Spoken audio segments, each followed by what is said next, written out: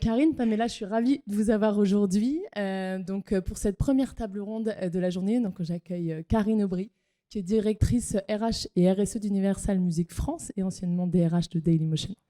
Karine est aussi très investie pour promouvoir plus de diversité et d'inclusion dans les entreprises et notamment dans la tech. Et à ce titre-là, elle est investisseuse dans la plateforme 15 Tech, qui est une plateforme du coup justement qui aide les entreprises à recruter avec plus de diversité en évitant les biais, si ça vous intéresse pour regarder. Et à ses côtés, je reçois Pamela Corbin-Audou, qui est responsable des enjeux de diversité, d'inclusion et de leadership chez Decathlon Digital. Donc à L2, on a 40 ans d'expérience en RH, en direction d'entreprise et autant en engagement pour plus de diversité. Donc ça annonce un échange passionnant autour de notre sujet du jour, qui est quels sont les leviers d'action qu'ont les entreprises aujourd'hui pour promouvoir justement les femmes au poste de leadership. Alors, c'est un sujet dont on parle beaucoup ces dernières années et sur lequel vous êtes engagées toutes les deux. Pamela, peut-être pour commencer, qu'est-ce que toi, tu penses, qu'est-ce qui a changé selon toi ces dernières années ? Qu'est-ce qui fait qu'on n'y est pas encore, et notamment en termes de parité dans les COMEX actuellement ? Alors, bonjour déjà. On a énormément de lois, et on va en parler un petit peu plus tard, je pense, qui mettent des chiffres, des objectifs à atteindre. Mais si on va un petit peu plus loin, pourquoi est-ce qu'on a besoin de lois ? Parce qu'en fait, les choses ne se font pas naturellement. On a quand même la moitié, un peu plus de la moitié, en fonction des chiffres, de l'humanité qui sont des femmes. Moi, je refuse de parler de diversité quand je parle des femmes, je parle juste de mixité, au mieux, mais ce n'est pas de la diversité parce qu'on est juste la moitié de l'humanité, quoi. Et cette moitié de l'humanité, on a besoin de légiférer sur son accès à des fonctions parce que depuis toujours pas, c'est pas totalement vrai, mais depuis quelques siècles, on nous dit ton rôle, c'est pas forcément d'être leader. Ton rôle, c'est pas forcément de te faire sortir du lot. Ton rôle, c'est d'être bon élève, de bien faire les choses, de surtout te taire et puis continuer à la maison, enchaîner avec plein d'autres choses à faire, le ménage, les enfants quand tu en as, t'occuper des parents, être aidante, etc. Et donc forcément, quand on nous donne tous ces rôles et qu'on nous dit en plus que les leaders sont des gens qui savent tout, les leaders sont des gens qui sont assertifs, on se dit ah ouais, non, j'ai pas trop envie de ça. Donc sexisme internalisé, je vous laisse en parler entre vous à la pause. Mais tout ça, ça fait qu'aujourd'hui, on est obligé d'avoir des textes qui nous forcent à faire les choses un peu mieux et à rétablir cet équilibre. Pourquoi on n'y arrive pas ? Parce qu'aussi, souvent, on a une vision donc, de ce leadership qui est complètement faussée par des années, des dizaines d'années, voire des siècles de leaders et de chefs qui étaient d'une certaine manière, selon un certain modèle. Et en renforçant ces archétypes, en fait, on éloigne un peu les femmes de ces rôles-là. Après, est-ce que le problème vient des femmes ? Est-ce que le problème vient de l'environnement ? Pour moi, la question est clairement le problème vient de l'environnement et vient du fait qu'on ne donne pas accès aux femmes, même si les femmes se bagarrent, elles veulent casser ce fichu plafond de verre. Il y a un vrai sujet qui est plus sociétal, qui est plus autour du système qu'on a construit autour des femmes et des hommes. Et pour moi, c'est là surtout qu'il y a un sujet à aller fouiller. Super, merci. Karine, je sais que toi, quand je t'ai posé la même question, tu me parlais des données, la data, des chiffres. Bonjour tout le monde et encore merci pour l'invitation. Oui, moi je suis un peu obsédée de ce genre de chiffres parce que ça aide à contextualiser et à se rassembler autour de choses qui, j'espère, permettent de parler le même langage et de partager des faits pour avancer ensemble. En tout cas, moi c'est un outil que j'utilise pour essayer d'avancer en collectif. Effectivement, sur les datas, qu'est-ce qu'on peut regarder aujourd'hui, où on en est, qu'est-ce qui semble fonctionner, en tout cas partiellement. Pamela l'évoquait, on a de façon très avant-gardiste en France, j'ai pris mes petites notes pour pas dire de bêtises, mais on a la loi Copé-Zimmermann en 2011, mise en œuvre en 2017, qui impose un quota de 40% de femmes dans les conseils d'administration. Il se trouve que là, en 2023, on y est, on est même au-delà. On est un des pays européens les plus en avance. Il y a une directive européenne l'année dernière qui va généraliser ça en Europe pour aider nos petites amies européennes à atteindre ce niveau aussi. Parce que en tout cas, quand on compare les pays, il n'y a pas ces réglementations, il n'y a pas ces chiffres. Donc peut-être intuition que sans cette réglementation, on n'y arrive pas. Et malgré tout, avec cette réglementation en France, on voit que le ruissellement, dont on entend parler sur d'autres sujets parfois, ça ne marche pas. Puisque quand on regarde les femmes qui sont présidentes de ces conseils d'administration, où elles sont quasiment à moitié maintenant, 5% des conseils. Il y a un truc qui ne marche pas. Et quand on regarde les COMEX du CAC 40, là, c'est à peu près 20%. Donc voilà, le pari qui est, il me semble, à l'origine de cette réglementation, c'est que voilà, ça va avoir un effet positif sur l'ensemble des organisations. A priori, on ne trouve pas de corrélation entre les entreprises. Donc, statistiquement, on n'observe pas de corrélation entre les entreprises où il y a des femmes au conseil d'administration et la féminisation des effectifs et notamment des postes de direction. Donc, on a même des entreprises qui vont se mettre dans d'autres pays européens pour éviter ces obligations-là. Donc, c'est une fuite en avant puisque ça tend à se démocratiser, mais si on revient après sur la société, on voit bien qu'il y a un sujet de fond, puisque il y a un quart des femmes qui disent que la parentalité, ça a eu un impact négatif dans leur travail, qu'elles ont dû refuser une promotion à cause des contraintes, en tout cas personnelles, familiales. Pas forcément parentalité, mais c'est quand même souvent le sujet. Que 80% des familles monoparentales, ce sont des femmes, donc il y a forcément un lien. Et dans les dernières statistiques disponibles, on a, je crois, 15% des hommes qui disent, eux, avoir été impactés par l'arrivée d'un ou plusieurs enfants dans leur carrière. Donc il y a quand même une énorme différence sur l'impact au travail dans la progression de carrière. Et mais du coup, je retiens moi cette importance de la réglementation, en tout cas qui fait avancer les pays, on le voit, et qu'il y a vraiment une corrélation. Mais du coup, à l'échelle plutôt d'une entreprise, quand on est DRH d'une entreprise qui est peut-être pas très en avance justement sur cette parité homme-femme à des postes de leadership, qu'est-ce qu'on peut faire concrètement et par quoi est-ce qu'on commence pour enclencher une vraie démarche de changement dans son entreprise? Karine, je sais que quand on avait préparé cette interview, tu m'avais parlé de toi, tes convictions sur la co-construction, et notamment via un outil qui était les ERG. Est-ce que tu peux nous expliquer ce que c'est et comment ça fonctionne? Alors, il y a plein d'outils, hein, en tout cas dans la boîte à outils du ou de la DRH, en collaboration avec tous les comités de direction d'une entreprise. Il y a tout un cycle, il y a tout le cycle de vie de l'employé dans l'entreprise, et donc on peut jouer sur le recrutement, sur la gestion de carrière, voir au niveau du turnover ce qu'on peut faire. Il y a les sujets de formation, etc. Il y a un outil effectivement qu'on a évoqué, qui est donc un des nombreux outils sur l'aspect plutôt accompagnement ou inclusion.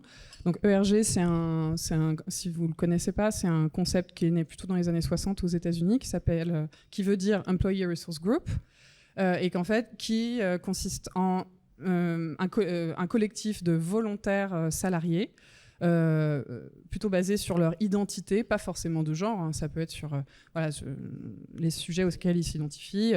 On va avoir historiquement aux États-Unis, par exemple, les vétérans de l'armée.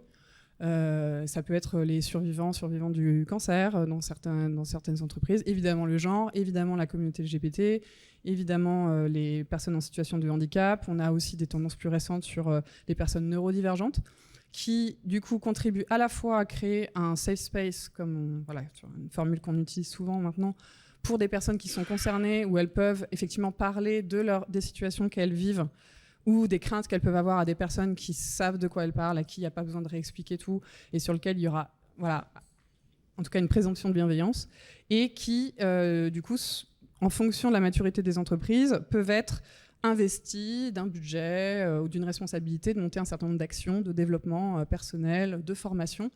Et donc, de faire avec les personnes concernées, c'est quand même vraiment la base sur un certain nombre de sujets d'inclusion en entreprise.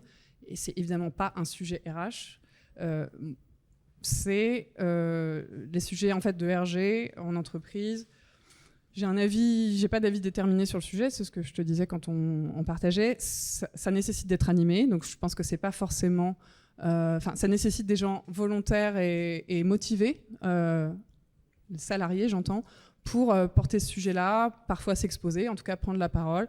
C'est beaucoup de responsabilités, donc il faut avoir en tête qu'on ne peut pas exiger de quelque salarié que ce soit de défendre les intérêts de sa communauté, des personnes. S'il y a des inégalités, c'est pas aux personnes qui en sont victimes de les corriger. Même si je crois c'est ce qu'on est en train de faire en ce moment. Mais ça nécessite du temps. Je pense que c'est une action très long terme, donc faut pas exiger des résultats très court terme, un gros risque de underscore washing en fonction des sujets, donc pas se dire on a un groupe des LGBT, tout va bien, on est hyper inclusif des LGBT, voilà, la coche. Ça soulève des problématiques difficiles, ça va soulever des choses qui ne sont pas OK dans l'entreprise, il faut pouvoir les regarder avec honnêteté, simplicité, humilité, et avoir une sincère envie, je pense, de travailler les sujets. Donc vaut mieux, mon conseil en tout cas sur ce sujet-là qu'on avait évoqué, parce que c'est un peu à la mode ces sujets-là, surtout dans une petite entreprise, un peu jeune sur ces sujets, c'est pas la peine de lancer des groupes sur toutes les thématiques, parce qu'il va y avoir trop de choses qui vont ressortir. Il faut un peu se former avant au niveau de la direction pour comment on entend des critiques sur des choses qui ont été faites ou qui vont être faites, pour l'accueillir dans une vraie démarche de progrès, et pas prendre le risque de on ferme, c'est qu'une boîte à critiques, ou il demande trop d'argent et elle demande trop d'argent. Enfin voilà, faut pas hésiter à aller voir des entreprises qui l'ont fait sur des thématiques qui nous intéressent, pas forcément dans son secteur, mais se renseigner avant de se lancer là-dedans, parce que ça peut être, comme beaucoup de choses en ressources humaines ou en dispositif de formation, la fausse bonne idée ou la bonne intention qui se transforme mal, quoi. Super. Et à côté de ça, donc, du coup, c'est vraiment un dispositif qu'il faut, on va dire, bien prendre en main avant de se lancer, et en tout cas se former avant de lancer des ERG. Et les basiques, on va dire, selon vous, pour commencer du coup en tant que DRH pour adresser ce sujet-là. Je plus sois fortement ce que tu viens de dire sur les ERG. J'ai fait partie de plusieurs ERG dans une boîte précédente, et c'est vraiment un engagement de la part des personnes qui en font partie, et aussi côté, et après je réponds à ta question Anouk évidemment, mais c'est aussi des cheveux blancs en plus, des inquiétudes en plus pour tout le monde n'a pas forcément des cheveux, pour les personnes qui sont côté DRH, qui se disent mais déjà je dois faire les relations sociales avec les syndicats, le CSE, tout ça, je vais encore me coltiner à notre groupe. En fait, il ne faut pas le voir comme un groupe d'opposants, ce qui n'est pas forcément le cas du CSE et des syndicats par ailleurs, mais les voir comme des personnes qui vont vous aider, que vous allez pouvoir consulter pour certaines décisions, que vous allez pouvoir aussi aller solliciter pour avoir un retour terrain. On peut avoir l'impression que tout se passe bien, alors qu'en fait, les ERG vont vous donner des vrais sons de cloche de ce qui se passe auprès de leur population. Et en plus, alors on va souvent de l'affinity group, donc groupe d'affinité, petite communauté d'affinité, à l'IRG, au BRG, Business Resource Group, où ça peut être vraiment un levier de croissance aussi pour l'entreprise. Et pour répondre à ta question, sur les bases, pour moi, je reviens à ce que tu disais tout à l'heure, c'est la data. Comment est-ce qu'on va aller chercher la donnée ? En RH, en général, on a énormément de données, on est assis sur énormément de données qu'on exploite plus ou moins, qui est plus ou moins organisée. Donc déjà, si on arrivait à organiser les données qu'on a, ça serait très bien. Parfois, on a des SIRH quand on en a. Quand on a des SIRH, c'est pas forcément évident pour nous d'aller mettre les mains dedans. On a peut-être besoin d'analystes. Donc, soyez amis avec vos analystes. C'est très important. Laura, si tu m'entends, c'est de toi que je parle. C'est notre analyste. Et en fait, il faut aller chercher la data. Quand vous ne l'avez pas de manière simple, vous pouvez toujours envoyer des surveys. Il y a toujours des choses qu'on peut avoir. Ou alors, vous faites sur une petite population représentative peut-être de tous vos employés. Mais pour moi, la data, c'est important. C'est combien de... Alors, on va parler femmes-hommes ici, mais on a une approche un peu plus... on a un nom de groupe de rap, d'ailleurs, qu'on a envie de lancer. On vous le donnera peut-être en avant-première après. Mais on le dit maintenant ou pas ? Bon, allez, intersection d'assaut. On a décidé de s'appeler comme ça parce qu'on a une approche intersectionnelle, Karine et moi. Oui, complètement. Ouais, disons que c'est vintage puisque boomer. Mais vous avez plein de données intersectionnelles que vous pouvez aller croiser. Mais déjà, ne serait-ce qu'au niveau genre, on parle vraiment de genre binaire homme-femme pour pas compliquer les choses aujourd'hui, mais évidemment, le genre est tout un spectre. On peut en parler aussi à la pause si vous voulez. Mais c'est combien d'hommes et de femmes j'ai dans mes équipes, combien d'hommes et de femmes j'ai à chaque niveau hiérarchique. Je promeus les femmes à quelle vitesse ? Au bout de combien de temps ? À quelle vitesse ? C'est-à-dire tous les combien ? Et au bout de combien de temps je commence à les promouvoir ? Ça, normalement, c'est de la data qu'on a. Pareil pour les augmentations. Est-ce que je donne des stretch assignments ? Est-ce que je donne pas des devoirs, comment on traduire ça ? Est-ce que je donne des objectifs un peu plus grands aux femmes ou pas ? Il y a énormément de choses comme ça qu'on peut aller regarder. Toutes basiques. Est-ce que les femmes ont autant accès au budget de formation que les hommes ? Pour quelle formation ? Est-ce qu'on leur pousse les mêmes formations que les hommes ? Est-ce que c'est plus technique ? Est-ce que c'est plus soft skills ? Est-ce que c'est elles qui en ont vraiment besoin ? Tout un tas de data que vous pouvez aller chercher Et puis vous commencez à les manipuler un peu, et ça, en général, ça vous permet déjà de savoir d'où vous partez. On ne va pas aller faire un IRG parce qu'on est dans une petite entreprise et qu'en fait les gens arrivent à se parler plutôt librement. On ne va pas aller chercher à résoudre un problème lorsqu'on n'en a pas. Si on voit qu'on a le même accès femmes-hommes à la formation, c'est pas un sujet. On ne va pas essayer de pousser à faire des campagnes de com interne sur ces sujets-là. Par contre, aller chercher là où ça pêche chez vous, ce qui va et ce qui ne va pas, et comprendre pourquoi ça fonctionne et comprendre pourquoi ça ne fonctionne pas, ça c'est important parce que c'est là que vous allez pouvoir dire ça c'est ma ligne de départ. Et après, vous fixez des objectifs qui sont mesurables. On n'est pas en train de parler de super ambition. Et typiquement, moi je suis dans la tech, je ne vais pas dire allez, en 2024, 60% d'hommes, 40% de femmes dans toutes mes filières tech. Je sais que je vais avoir du mal. Étant donné ma ligne de départ, je vais avoir du mal. Dans la tech, on a beaucoup moins de population féminine dans les écoles et même même si il y a énormément de bootcamps maintenant qui font sortir diplômés des femmes super compétentes dans la tech, on n'a quand même pas une population de départ. Donc je vais pas aller voler toutes les femmes qui sont dans les autres entreprises. En fait, ça réglera pas du tout le problème. Il faut vraiment reprendre le problème à la source et aller voir les jeunes femmes et leur dire, pas que les jeunes femmes, et leur dire, toi aussi tu peux aller dans les filières STEM, mathématiques, sciences, etc. Et aller voir les profs aussi, le corps professoral, et leur dire, c'est parfaitement OK d'avoir des femmes, des filles et des jeunes femmes dans ces filières-là. Parce qu'il y a énormément de sexisme encore présent au niveau des profs, au niveau des camarades de classe et même au niveau des femmes qui l'internalisent elles-mêmes. Et donc, data, regardez les vrais problèmes que vous avez, comprenez les sources de ces problèmes, allez les chercher et ensuite impliquez au sein d'une IRG si vous pouvez le faire et si vous avez les ressources pour le faire, parce que c'est quand même du boulot, l'air de rien. Et puis, aller impliquer les gens qui sont intéressés, qui ont envie de trouver des solutions. Souvent, ce sont les gens qui râlent. C'est ceux qui, dans les réunions, les all hands et tout ça, posent des questions en anonyme ou qui lèvent la main en disant « Ouais, mais je ne comprends pas. » Ceux-là, il faut les prendre, en fait, il faut les embarquer et il faut faire en sorte qu'ils fassent partie de la solution. C'est tout bête, on se dit « Oh là là, il va encore falloir que je réponde à telle personne qui est jamais contente. » En fait, embarquez-les. Dites-leur « Ok, je vois que tu es motivé, viens, on va trouver la solution ensemble. » Et c'est en co-construisant ces solutions-là qu'on arrive à trouver des choses. En fait, si on garde les solutions de notre côté en se disant « Oui, à la RH, on va mieux savoir », c'est ce que tu disais tout à l'heure, c'est un problème pas de RH, c'est un problème de société, de boîte. Quand je dis société, c'est dans les deux sens. La société dans laquelle on vit et la société dans laquelle on travaille. Si on arrive à embarquer les gens, en fait, ils se rendent compte que c'est pas du tout mystérieux, que oui, on a des budgets qui sont limités, qu'il va falloir faire des choix, des sacrifices, qu'on peut pas aller sur des ambitions de dingue complètement irréalistes, qu'en fait, il faut se donner, on parlait de petits pas tout à l'heure avec Mathieu, il faut se donner des ambitions et puis les jalonner et puis aller petit à petit vers ces buts-là. Et c'est tout bête, mais c'est ce que vous feriez pour n'importe quel autre projet. Vous le traitez comme un projet d'entreprise. Tout bêtement. Et Karine, tu m'avais parlé du process, de tous les outils que vous avez mis en place chez Dailymotion avant, quand tu étais DRH, pour arriver en l'espace de 2 ou 3 ans, il me semble, 3 ans, à l'égalité salariale homme-femme, par justement petits pas et objectifs successifs. Est-ce que tu peux nous expliquer ce que vous avez mis en place ? Avec plaisir.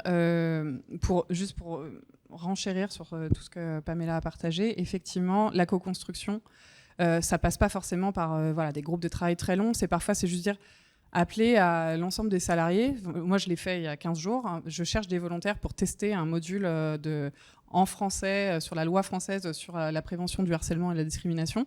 Je ne veux pas rester dans mon biais. Je veux pas évidemment, RH, on va se le tester, mais encore mieux s'il y a des gens. Il se trouve que j'ai eu 5 personnes très différentes qui sont intéressées. Je vais avoir mon petit test, on va voir ce qu'il en ressort. Et puis, on verra. Et pareil j'ai envie de communiquer sur tel événement, sur Pride, de le faire lire par des personnes concernées. On va pas demander aux personnes de se outer au travail, mais si on a personne de concerné sur les grandes thématiques dans son réseau personnel, il faut aussi se poser des questions et peut-être sortir un petit peu de sa bulle. On peut que en ressortir grandi. Sur ce que je peux partager de méthodologie pour arriver à l'égalité salariale, effectivement genrée, binaire, la façon dont on l'a approché chez Dailymotion en 2018, si je ne dis pas de bêtises, c'est qu'on mesurait tous les ans nos écarts par famille de métiers, parce que techniquement, comment on fait pour comparer les 200 intitulés de poste qu'on a dans le système de paye? Il y a les bonnes pratiques de mettre en place des career pass, donc avec des niveaux de responsabilité, des filières d'évolution, de mettre en place ces classifications qui existent parfois dans la convention collective, mais qui, en France, qui méritent parfois de revenir avec un peu de sens. Mais en tout cas, cette catégorisation des postes, je ne vais pas DRH plainer aux autres DRH en quoi c'est intéressant, utile, à minima, une obligation légale. Voilà, on peut rapprocher des niveaux de responsabilité. Et du coup, le choix qu'on a fait chez Dailymotion, parce qu'en plus, on avait plusieurs pays. Donc, comment on fait pour comparer le salaire de débutant de 100K $ aux US versus, sur certains métiers, plutôt 30K € en France?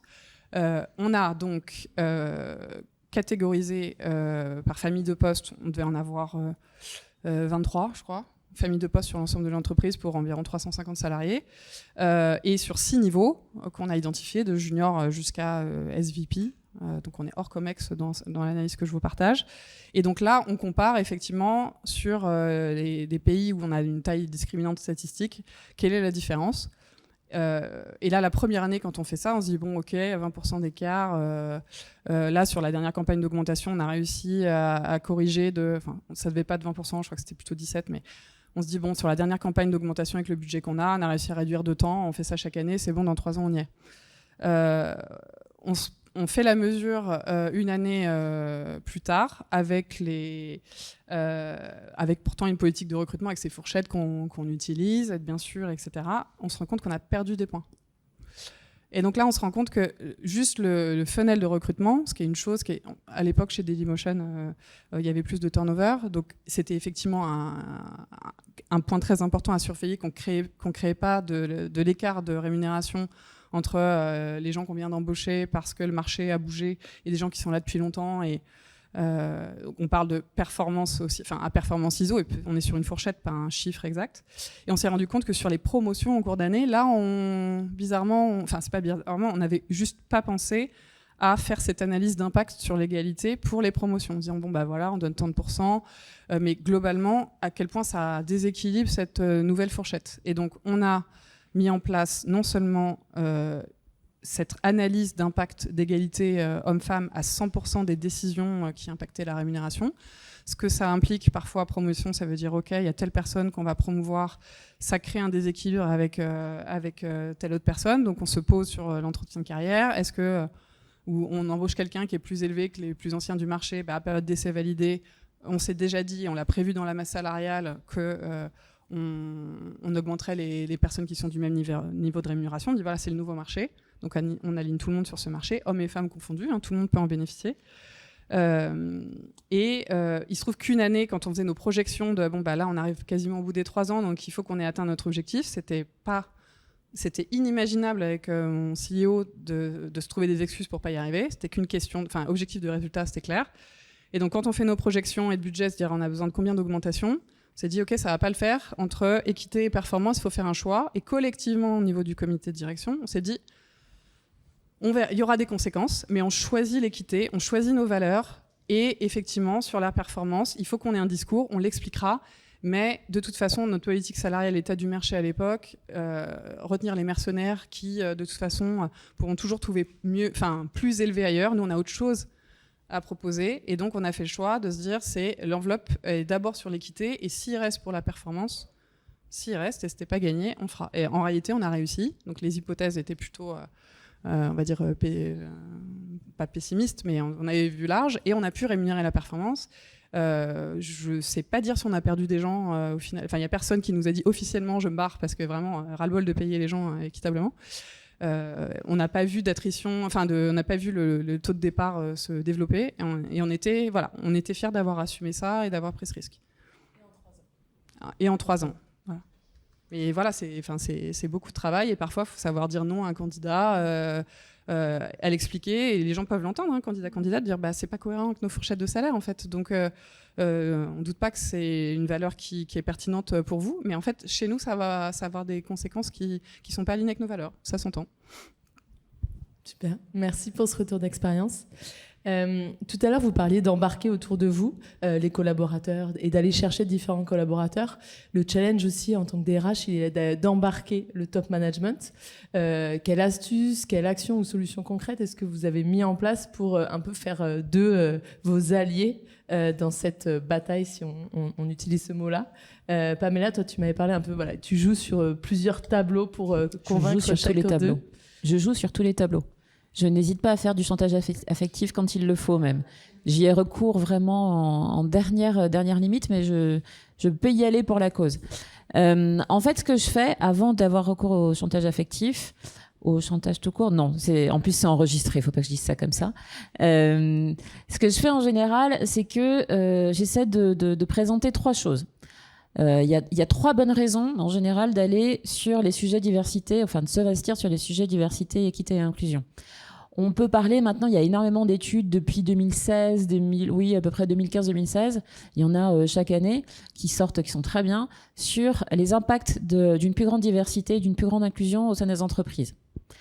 En général, il y a des chiffres comme 10% en plus d'EBITDA pour les boîtes qui ont un top management qui est plus divers. Donc ça tombe bien, avec nos lois, on devrait être un peu plus prospère. Il y a aussi le revenu de l'innovation qui est en général supérieur pour les entreprises qui sont plus diverses au sein du top management, mais aussi dans leurs équipes. C'est 45%, je crois, c'est ça, 45% de revenus générés par l'innovation pour ces entreprises plus diverses, versus 26%, donc on a quand même un bon décalage de points, 19 points de décalage, pour les entreprises qui ne sont pas aussi diverses. Donc ça, on fait venir l'argument de l'argent sur la table, ça convainc 2-3 personnes. Mais il y en a qui ont besoin d'aller un peu plus loin et qui se disent « Ah oui, mais en fait, moi, ce qui me convainc là-dedans, c'est les valeurs. » Donc, si vous rapportez aux valeurs de l'entreprise, on a rarement des valeurs qui sont inéquité, injustice, tant pis pour les autres, égoïsme. Si ce sont vos valeurs, dites-le moi pour que je n'aille surtout pas travailler avec vous. Mais en général, voilà, on se rapporte aux valeurs, on dit attendez, si nos valeurs c'est égalité ou équité, si nos valeurs c'est authenticité, si nos valeurs c'est partage, pourquoi est-ce qu'on va pas jusqu'au bout du geste? Pourquoi est-ce qu'on se dit pas, voilà, on le fait aussi jusque dans la diversité et l'inclusion. Puis il y a toute la partie client, toute la partie collaborateur, collaboratrice, toute la partie candidat, qui sont en train de pousser sur les sujets. C'est un peu dans l'air du temps. La preuve, c'est qu'on est en train d'en parler aujourd'hui ici. En fait, on se dit, il y a pas mal de pression qui vient de mes collabs, de pression qui vient dans mes réunions avec mes clients, mes clientes. Comment est-ce que je fais pour leur répondre correctement, être assez à l'aise dans mes bottes pour pouvoir en parler? En faisant des choses. Tout bêtement. C'est pas juste en mettant le rainbow flag, le progressive flag sur son logo sur LinkedIn. Ça fonctionne pas. Hein. Si vous faites rien, vous allez vous faire bâcher rapidement. Mais c'est vraiment faire des actions. Et en fait, si vous faites bien les actions, ce sont les gens de l'entreprise qui vont vous défendre et vous aurez plus besoin de vous défendre sur ces sujets-là. Et donc, compliance, c'est aussi le bâton du gendarme, dire on rentre pas dans les clous de la loi, l'index égalité pro qui va commencer à être sanctionné un peu plus sévèrement cette année, on n'est pas au-dessus des 75 ou des 80 qui nous semblent normaux, il va falloir qu'on fasse quelque chose, parce que sinon il va falloir qu'on paie. Regardez, ça a fonctionné pas mal jusqu'à maintenant pour les personnes en situation de handicap. Et j'ai mon éventail qui tombe. On a légiféré, on dit, bon voilà, si on n'a pas les 6% de RQTH, de reconnaissance de qualité de travailleurs handicapés dans nos effectifs, on doit payer. C'est trop bizarre, on arrive à trouver plein de gens avec des RQTH tout d'un coup. On arrive à faire des campagnes de communication en interne en disant, t'as un petit problème de surdité ? Viens nous voir. Et tout d'un coup, voilà, on commence à se dire, ça apparaît. Donc il faut légiférer. Si on ne légifère pas, si on ne met pas des quotas, si on ne fait pas de discrimination positive, oh là là, j'ai dit un gros mot, en fait, on n'y arrive pas. Et c'est un rapport du World Economic Forum qui dit que si on continue comme ça, sans faire d'action en plus, les femmes, on n'arrivera à l'équité que dans 132 ans. On sera tous morts. Sauf si, comme je disais tout à l'heure, Google arrive à étendre notre vie. Donc pourquoi pas. Mais 132 ans. On s'est beaucoup amélioré sur l'accès à de la santé, on s'est beaucoup amélioré sur l'accès à l'éducation. Pas partout, pas de manière équitable partout. Par contre, sur l'accès au pouvoir politique et l'accès économique, enfin au pouvoir économique, on est encore à la bourre. Partout dans le monde. Donc 132 ans, c'est long. C'est long. on ne peut pas. Donc on légifère. Bon. Donc compliance, je reprends. Compliance, c'est un moyen de faire plier un peu votre COMEX et de leur faire entendre raison. Il y a la partie valeurs d'entreprise. Est-ce qu'on va jusqu'au bout du geste sur ces valeurs-là? Et il y a la partie et je vais le laisser par terre parce qu'il a envie de rester par terre, mon éventail. Il y a aussi toute la partie de la pression qui est mise par les candidats, les candidates, etc. Et puis, en interne, c'est ma petite arme secrète en général, avant d'arriver donc au fameux chantage affectif. En interne, c'est aller avoir du verbatim, aller chercher des citations des personnes. Alors, si vous avez des IRG, c'est encore mieux, mais avant d'arriver là, allez voir les personnes. Si vous avez un Employee Pulse, un questionnaire pour connaître l'engagement des collaborateurs, collaboratrices, allez chercher les citations. Si vous n'en avez pas, envoyez un petit formulaire rapide du à quel moment vous vous sentez inclus, à quel moment vous vous sentez exclu dans la boîte, est-ce que vous avez déjà été victime de discrimination au sein de l'entreprise. Vous allez avoir plein de gens qui vont vous répondre, vous allez voir. De manière anonyme, hein. Évidemment, hein, je le dis, je précise. En fait, vous arrivez avec ces verbatims, parce que les chiffres, c'est bien, hein, ça convainc plein de gens qui sont assez analytiques. Mais arrivez avec vos verbatims et vous allez voir, quand vous dites à votre CEO, voilà ce qu'on pense de la boîte, voilà ce qu'une personne qui est dans la boîte depuis un certain temps, hein, probablement pense de la boîte. Elle est dans la boîte, mais voilà ce qu'elle en pense. Elle dit que c'est une entreprise dans laquelle on discrimine énormément, c'est une entreprise dans laquelle il y a de l'agisme, du racisme anti-vieux, ou racisme anti-jeune. C'est une entreprise dans laquelle les femmes ne se sentent pas à l'aise en cas de discrimination ou en cas de comportement inapproprié. Elles ne savent pas si on va bien réagir. Tout d'un coup, là, ça les fait psychoter un peu. J'ai très soif du coup. Et ça, en général, c'est l'arme secrète pour faire avancer les choses. Et si jamais vraiment tout ça ne fonctionne pas, chantage affectif, j'espère que ça sera coupé au montage, je sais que c'est en direct, et ben vous leur dites, mais toi, ça te plaît de vivre dans une société comme ça, qui est foncièrement dans l'inéquité? Est-ce que, en tant que parent, en tant que frère, en tant que papa, évidemment, je parle d'hommes parce que c'est souvent les hommes qui sont concernés, est-ce que c'est ça que tu as envie de laisser comme impact après ton passage? Et les attaquer sur le plan personnel, c'est un peu injuste, mais c'est souvent ce par quoi on doit passer. J'aime pas toutes ces campagnes de pub qu'il y avait avec cette dame, c'est aussi une fille, une sœur, une mère, une cousine, etc. C'est juste un être humain, hein. S'il faut en arriver là, ben, moi j'irai jusque là. Je n'ai pas de problème avec ça. Merci Pamela. Mais merci pour en tout cas tous les tableaux et les différents impacts que tu vas chercher, comme tu disais là, pour aller les embarquer avec toi et les convaincre du plus léger et du plus chiffré au chantage affectif, comme tu l'appelles. Une dernière question, parce que je vois le temps qui file. On a beaucoup tendance à parler aussi de leadership au féminin, en sous-entendant qu'il y a des compétences managériales qui seraient propres aux femmes. Je vois que vous êtes passé le micro. Karine, c'est pour toi.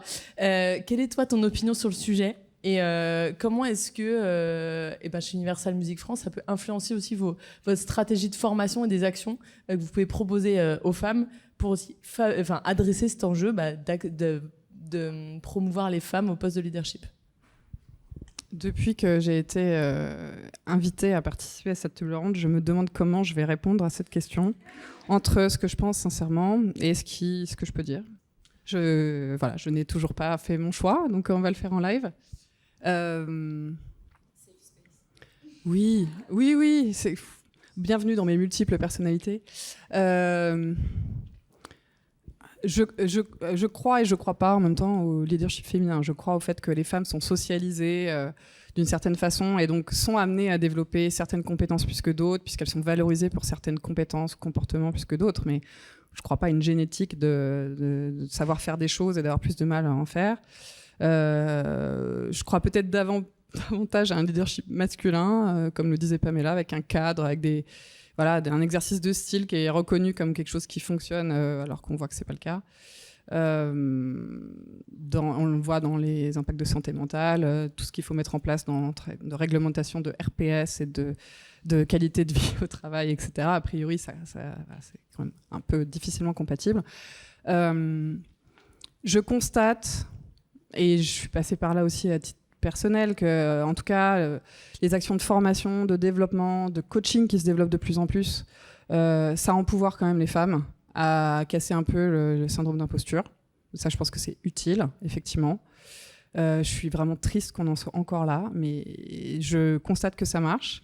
Chez Universal Music, ça fait 4 mois que je suis arrivée, un peu plus de 4 mois, je suis impressionnée par l'avant-gardisme de l'accès au coaching dans cette entreprise. Et voilà, il n'y a pas que pour les cadres dirigeants. Le coaching, c'est pas forcément effectivement 6 mois, c'est aussi 6 mois d'accompagnement.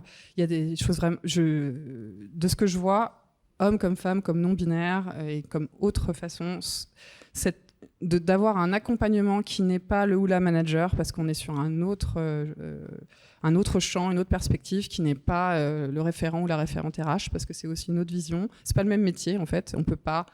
Je pense qu'on ne peut pas décemment attendre que manager ou RH ait en plus cette expertise du coaching. Tant mieux dans les organisations où ça se développe, mais on ne peut pas l'attendre sur 100% des rôles et 100% des situations. Il y a aussi des coachings spécialisés sur un moment dans la vie de carrière, dans la vie personnelle, dans l'identité de la personne.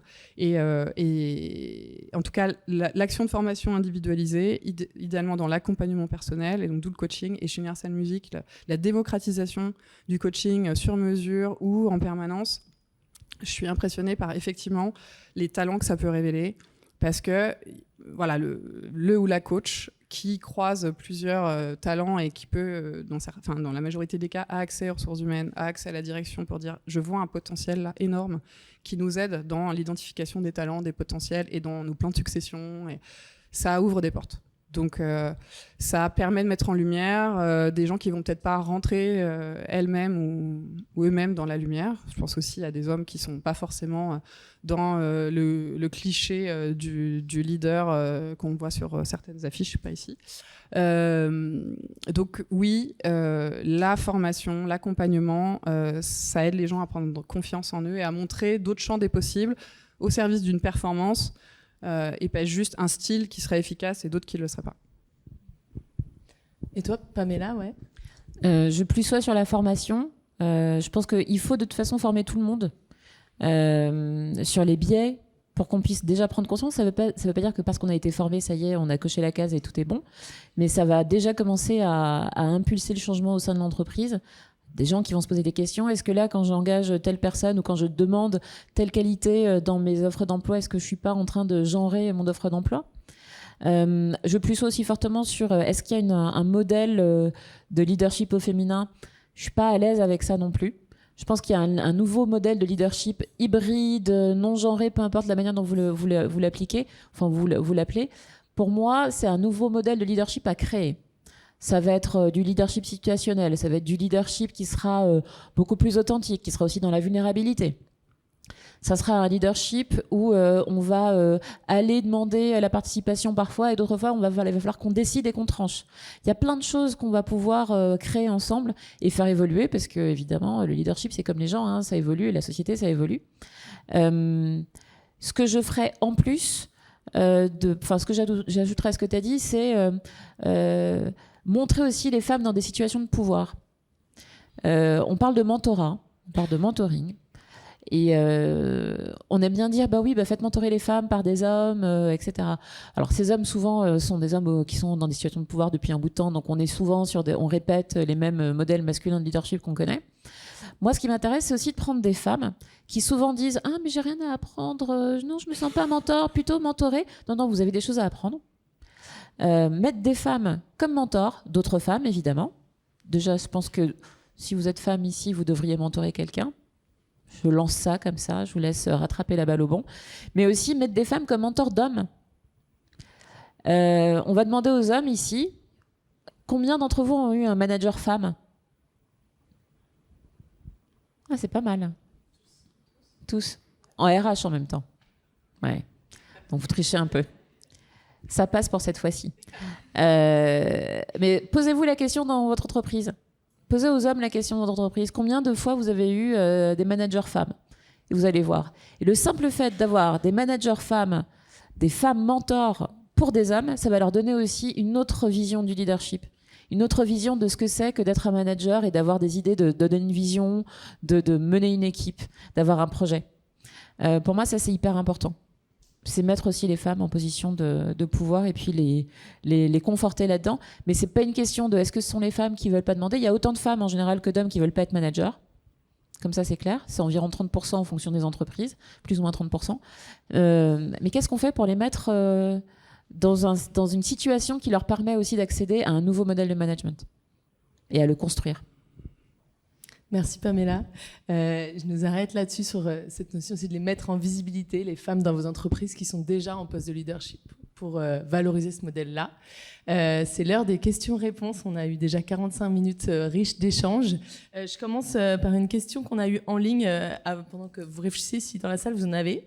Une question qui est comment, pour les métiers pour le coup qui attirent principalement des femmes ou principalement des hommes, comment est-ce que vous avez des idées en particulier qui permettent un peu de casser justement ce cycle dans le recrutement et justement sur cette phase de recrutement augmenter le nombre de candidats de l'autre genre? Est-ce que vous avez mis en place des techniques qui fonctionnaient bien?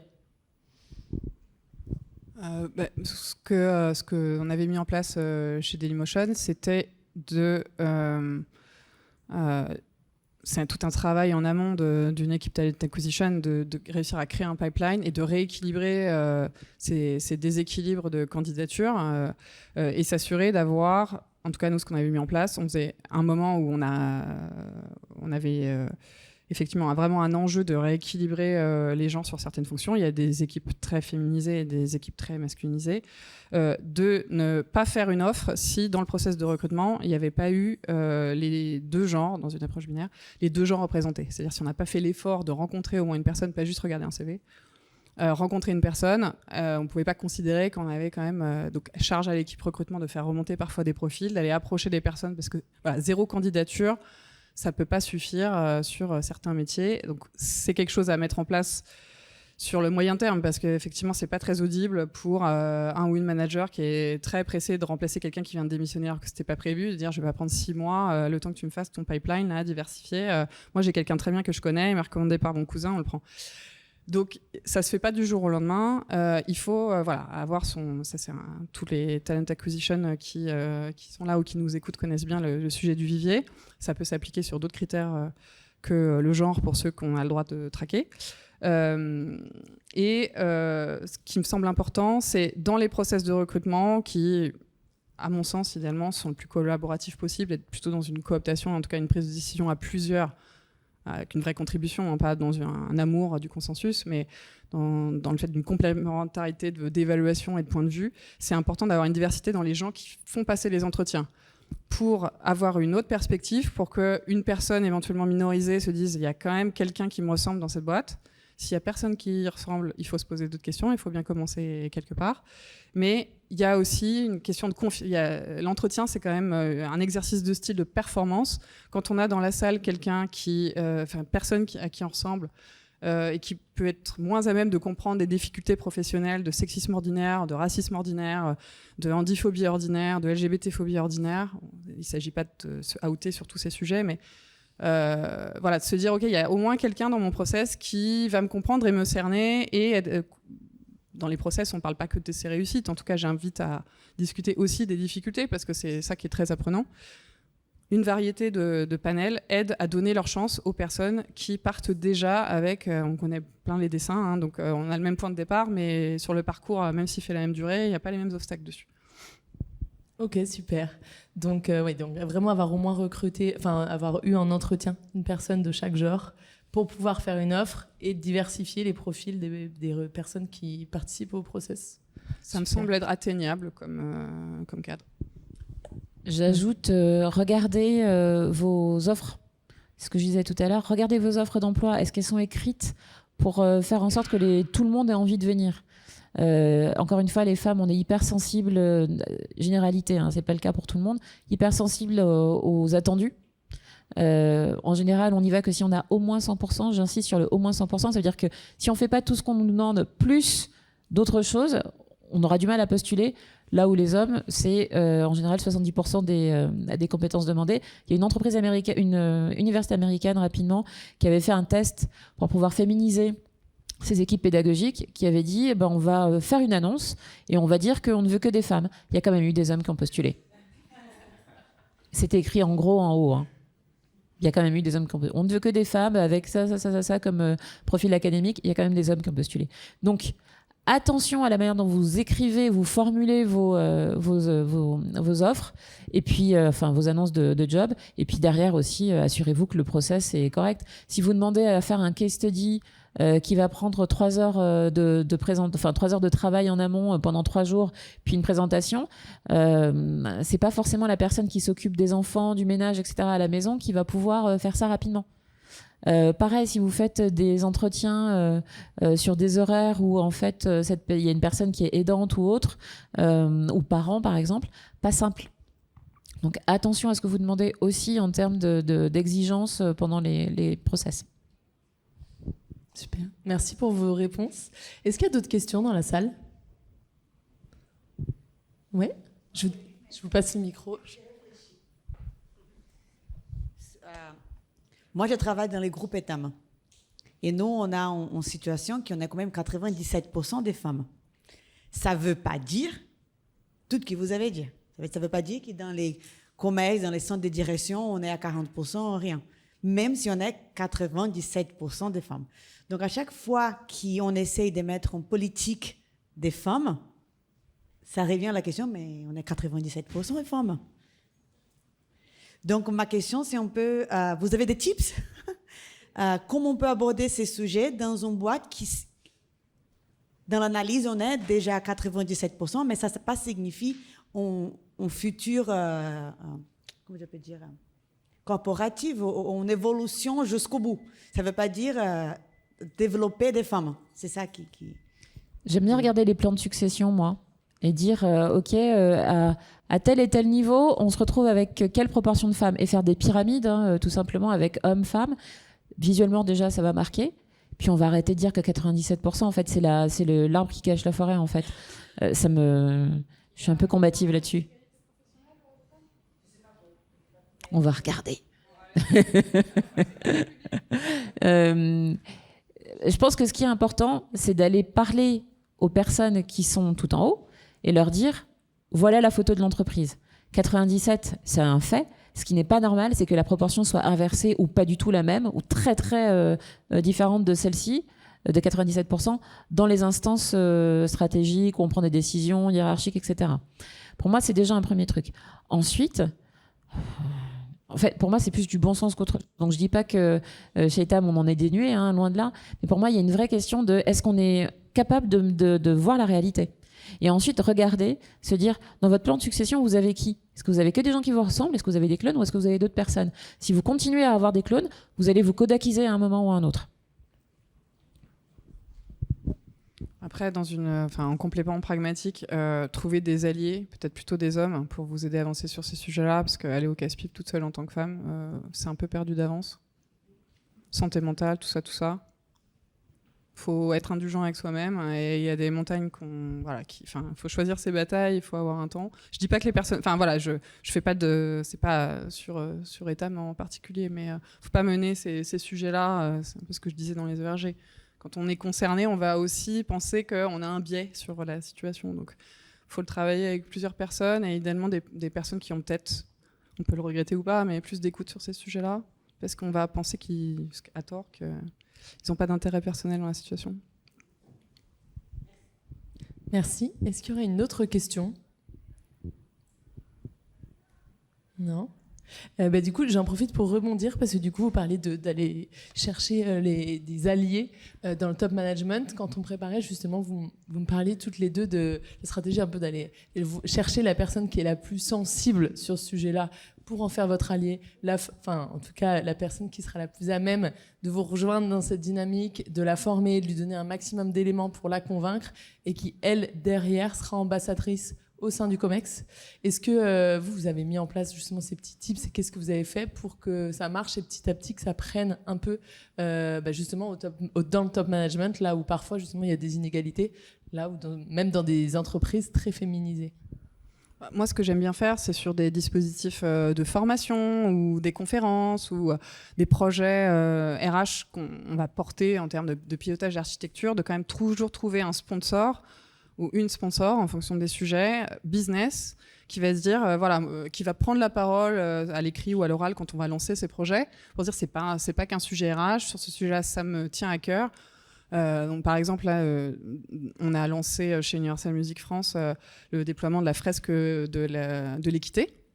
Et le premier atelier, j'ai demandé au DAF, chez nous, qui est aussi DGA chez Universal Music France, qui est manager d'un tiers des équipes, équipe essentiellement féminine sur les aspects comptabilité, finance par exemple, de participer et de montrer, puisqu'on allait communiquer sur le pilote, ce test, et c'était oui tout de suite, et de montrer que oui, c'était un sujet important, pas juste comme on disait sur les valeurs, et oui, on décide de faire ça, mais non, on consacre 3 heures là, de son temps, du temps du directeur financier, de venir, d'être à nos côtés pour dire que c'est important.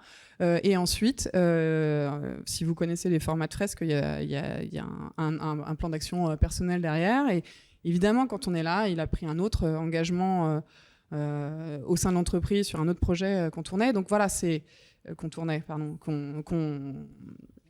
menait, merci. Donc voilà, c'est la politique des petits pas. De demander des engagements qui paraissent simples, d'être à nos côtés sur des communications. Généralement, ça passe plutôt bien. Et effectivement, de peut-être déployer certains dispositifs dans leurs équipes, faire un test. Voilà, politique des petits pas sur mettre en confiance les gens, ne pas pas les exposer non plus à trop de pression de résultats. Moi, je suis très, effectivement, identifier les alliés, identifier les opposants, plutôt pour pas passer trop de temps sur les opposants. Donc mais au moins ne pas tomber dans des espaces-temps énormes sur des gens qui sont convaincus que c'est pas la peine. Je pense que c'est 1% des gens. On en parlait un peu pendant la préparation. Je pense qu'en fait, moi j'aime beaucoup ça, c'est accompagner tout le monde. On part pas de la même expérience sur ces sujets-là. J'ai vraiment la conviction que quasiment personne ne fait le choix d'être discriminant tous les matins en disant aujourd'hui vraiment... je vais vraiment mettre la tête sous l'eau des gens qui ont déjà des problèmes. Il s'agit d'éclairer différemment, parfois de partager en vulnérabilité. J'y crois beaucoup à ça. C'est un super pouvoir énorme, pas assez utilisé. Son expérience personnelle, parfois dans les erreurs qu'on a pu faire en gérant ces sujets-là en tant que RH, les propos sexistes, racistes, handiphobes qu'on a pu tenir, qu'est-ce qu'on en a appris, comment on se forme, comment on s'excuse. Enfin voilà, il faut partir parfois vraiment du quotidien, quoi, des choses très basiques. Et franchement, moi, mon expérience, c'est qu'on a réussi à embarquer, ou peut-être j'ai eu de la chance, mais 100% des gens là-dedans, quoi. Super.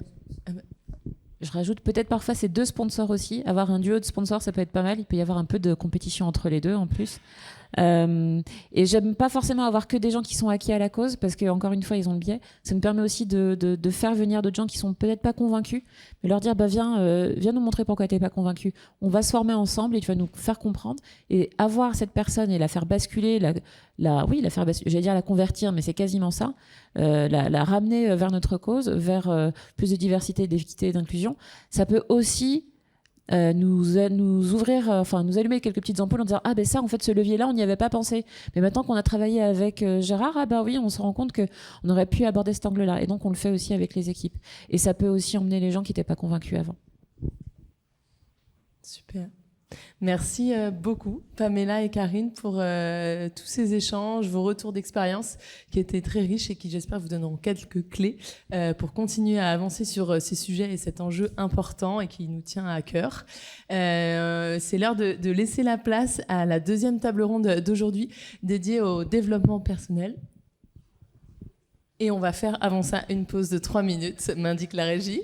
Donc voilà, le temps qu'on change un petit peu les speakers. Merci à tous.